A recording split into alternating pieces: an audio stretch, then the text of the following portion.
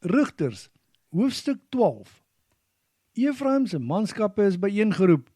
Toe trek hulle na Safon aan die oorkant van die Jordaanrivier en sê vir Jefta: "Hoekom het jy opgetrek om teen die Ammoniete te veg sonder om ons ook op te roep vir die geveg?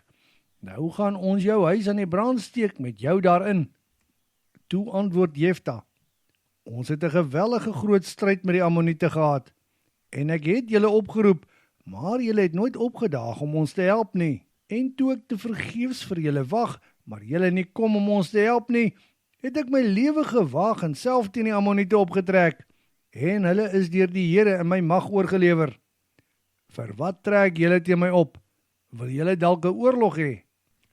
Toe roep Jefta al die manskappe van Gilead bymekaar, en hulle het teen Efraim uitgetrek en hulle oorwin in die geveg, want Efraim het gesê: "Julle is 'n klomp drosters uit Efraim, hier in die middel van Efraim en Manasse." Die druwe van die Jordaanrivier in die rigting van Efraim is deur die manne van Gilead oorgeneem, en wanneer 'n man uit Efraim wat besig was om te vlug aan hulle sê: "Laat my deur die Jordaan gaan," het die Gileadiete gevra: "Jy is nie dalk 'n Efraimiet nie, is jy?" En as hy antwoord: "Nee," het hulle gesê: "Herhaal agter my aan, Shibolet." Wanneer die man dan sê Sibolet en nie oplet na die uitspraak nie, het hulle hom gegryp en net daar by die druwe doodgemaak. Daar is 42.000 manskappe van Efraim doodgemaak. Vir 6 jaar was Jefta 'n rigter in Israel. Met sy afsterwe is hy in sy tuisdorp ter ruste gelê. Ibsan, wat in Bethlehem gewoon het na Jefta Israel gerig. Hy het baie kinders gehad, 30 seuns en 30 dogters.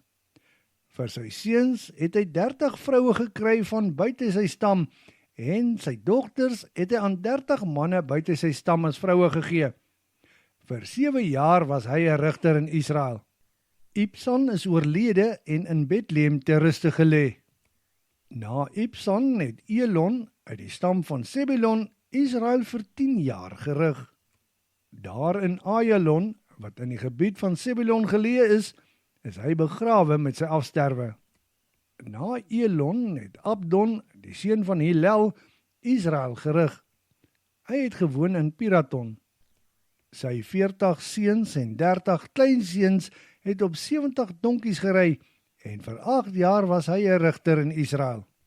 Toe het Abdon, die seun van Hillel, wat in Piraton gewoon het, gesterf. Hy is daar in Piraton, wat in die bergwêreld van die Amalekiete, in die grondgebied van Efraim geleë is, ter ruste gelê.